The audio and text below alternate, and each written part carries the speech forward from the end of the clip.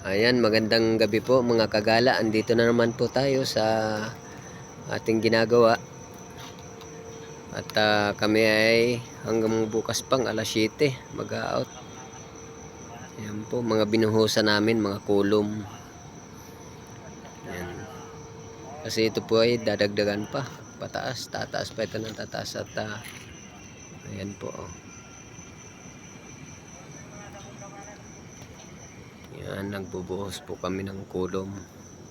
Yung pong sa unahan na yun, buhay ng elevator. Para sa elevator po yan.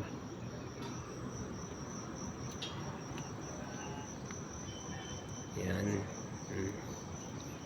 So paano po, hanggang dito na lang po muli. At sa susunod na vlog ko, siguro magbubuhos na kami nun para sa slab. Ano po, sige po, bye bye.